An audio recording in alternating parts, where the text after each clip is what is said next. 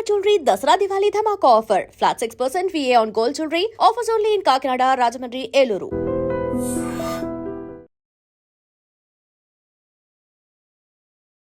నమస్కారం, welcome to I dream. ధర్మ మార్గం విత్ విజిత కార్యక్రమానికి స్వాగతం.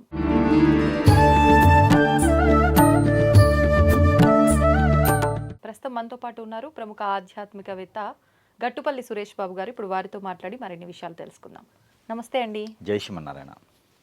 సాధారణంగా మనం వింటూ ఉంటాము, ఏదైనా ఇల్లు అద్దెకి తీసుకోవాలన్నా, ఏదైనా కొనుక్కోవాలన్నా కూడా వీధిపోటు ఉంది అని అంటే అసలు అది అచ్చిరాదు, అసలు ఇది కొనకూడదు, అందులో ఉండకూడదు అని చెప్పి అంటూ ఉంటారు. కానీ ప్రతి ఒక్కదానికి మార్గం ఉంటుంది కాబట్టి అలా ఉన్న దగ్గర కనుక గణపతి విగ్రహం పెట్టి పూజ చేస్తూ ఉంటే నిత్యం ఆ దోషాలు ఏమున్నా తొలగిపోతాయి, అక్కడ ఉండేవారికి ఎటువంటి భయం ఉండదు అని చెప్పి అంటూ ఉంటారు.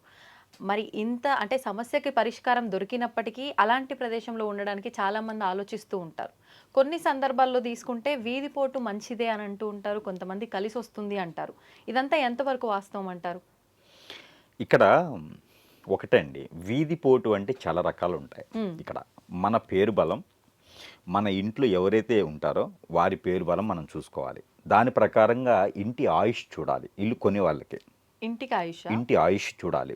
ఇంటి ఆయుష్ పెట్టేదానికి అక్కడ ఉన్నటువంటి స్థల విస్తీరణ ఏంటి, ఆ స్థల విస్తీరణ పట్టేసి ఇంటికి మనకి శంకుస్థాపన చేసేటప్పుడు ఆయుష్ నిర్ణయిస్తారు. వారి ఏజ్, వారికి పెళ్ళైందా కాలేదా, వారి పేరు బలం ఏంటి, నక్షత్రం ఏంటి, దీన్ని బట్టి ఇంటి ఆయుష్ అనేది ఒకటి ఏర్పడింది. మరొకటి విస్తీరణ ఏంటి.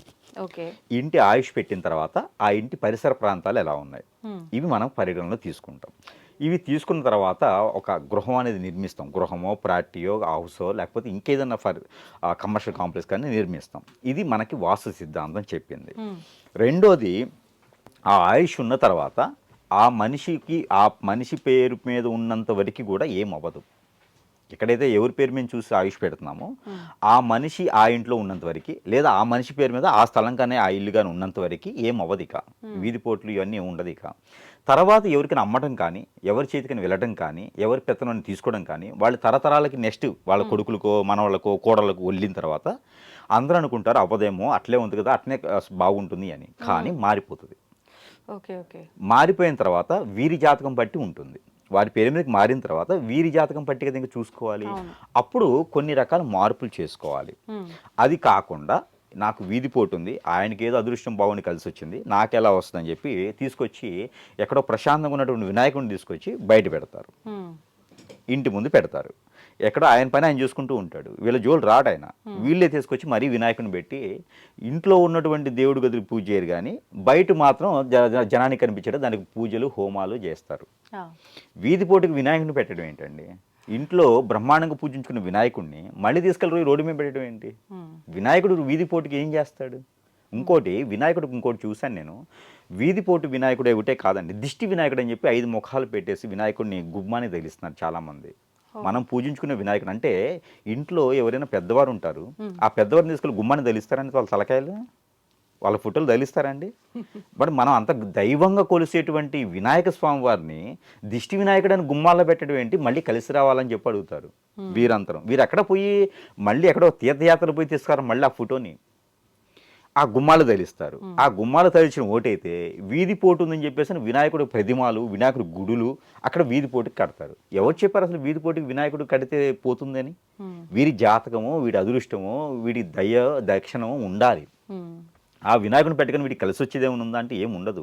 ఎవడో చెప్పాడు, ఏ సిద్ధాంతం చెప్తాడు, లేదా వాళ్ళ పెద్దవాళ్ళు చెప్తే పెడతాడు. అవన్నీ అవ్వదు.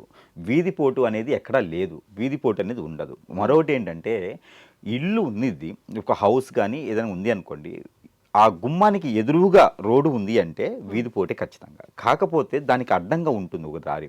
అడ్డంగా దారి ఉన్నప్పుడు ఎదురుది వీధిపోటు కింద లెక్క రాదు. వీధిపోటు కింద వచ్చినా కూడా నీకు పెద్ద పోయేదేం లేదు. వీధిపోటు కింద అంటే చాలా రకాలు ఉన్నాయి. ఒకటి మనకి ఏమవుతుందంటే, గుమ్మానికి ఇది మనకి మట్ట ఉంటుంది కదా, అలోవెరా. అలోవెరా మట్ట అనేది మనము ఇంటికి కడితే సరిపోతుంది, వీధిపోటు పోతుంది. గవ్వలు ఉంటాయి, పంచగవ్వలు అని ఉంటుంది, సాలగ్రామాలు ఉంటాయి, జీడి గింజలు ఉంటాయి. ఇవన్నీ కూడా కొబ్బరికాయ కట్టుకోవచ్చు, అష్టదిబ్బందులు ముడుపులు ఉంటాయి కట్టుకోవచ్చు. ఏదైనా సరే గుమ్మానికి కట్టుకుంటే ఉంటుంది, గుర్రపు నాడ పెట్టుకోవచ్చు. ఇవన్నీ కూడా గుమ్మానికి కానీ అక్కడ పెట్టుకుంటే వీధిపోటు అనేది ఉండదు.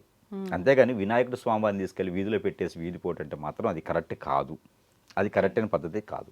వీరి యొక్క జాతకం, వీరి యొక్క విస్తరణ, ఇంట్లో ఎవరి పేరు మీద ఉంది ఇవి చూసుకోవాలి. అద్దెకు వచ్చేవారు కూడా వీధి పోటు అనేది ఉండదు. ఒకవేళ వారు పెట్టుకోవాలనుకుంటే ఏదైనా ఇలాంటి మనం చెప్పినటువంటి వాటిని పెట్టుకుంటే సరిపోతుంది తప్పితే వినాయక స్వామి వారినో లేకపోతే ఇంకొక స్వామి వారినో ఇంకొక అమ్మవారినో లేకపోతే దుర్గామాతనో ఇంకొకరిని తెచ్చుకొని వీధిలో పెట్టుకుంటే వీరికి ఖచ్చితంగా అరిష్టం అయితే అవుతుంది. అలాంటి దేవుణ్ణి పూజించేది పవిత్రంగా ఉండాలి. ఆలయాలకు వెళ్ళలేకపోతే ఇంట్లో పూజించుకోవాలి. ప్రతిరోజు కూడా ధూపం వేసుకోవాలి, నిత్య నైవేద్యం పెట్టుకోవాలి ఇంట్లో అమ్మవారికి కానీ ఇంట్లో స్వామివారికి కానీ. అంతేగాని వీధి పోటు అనేది లేదు. వీధి పోటు అనేది ఎక్కడ రాదు. అది వీరు సృష్టించింది మాత్రమే. అది డబ్బు కోసమో గురువులు సృష్టించిందో వాస్తు పండితులు సృష్టించింది తప్పితే వీధి పోట్లు అనేది ఉండదు. ఇప్పుడు గ్రౌండ్ ఫ్లోర్కి వీధి పోటు ఉంది, 5వ ఫ్లోర్ ఉంటుంది. 5వ ఫ్లోర్ నుంచి చూసినప్పుడు నాకు కరెక్ట్గా రోడ్ నాకు కనిపిస్తుంది, అది వీధి పోటా? కానీ ఎంట్రన్స్ లెక్కలోకి వస్తుంది అంట. మరి పైన కూడా ఎంట్రన్సే కదా ఉండేది. ఇప్పుడు ఏ ఫ్లోర్కి ఆ ఫ్లోరు సింహద్వారే అంటున్నారు. ఈ రోజులు 50 అంతస్తులు కడుతున్నారు. 50 అంతస్తులను చూసుకుంటే నాకు కరెక్ట్గా ఆ సముద్రం నాకు కనిపిస్తుంది, అది వీధి పోట. ఆ చెరువు కనిపిస్తుంది, ఆ హుస్సేన్ సాగర్ కనిపిస్తుంది, నాకు వీధి పోట అది కాదు. వీధి పోట అనేది ఎక్కడా లేదు, అలాంటి ఏం ఉండదు.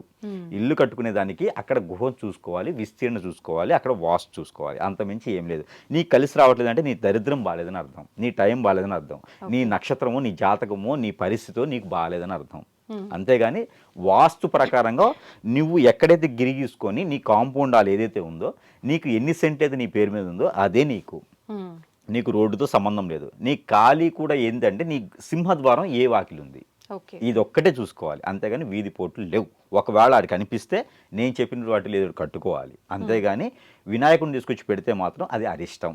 ఇది పక్కా కమర్షియల్ కాదు, పక్కా కూడా వాస్తవం. వినాయకుడిని తెచ్చి పెట్టకూడదు అలాగా. ధన్యవాదాలండి. And don't forget to subscribe to iDream.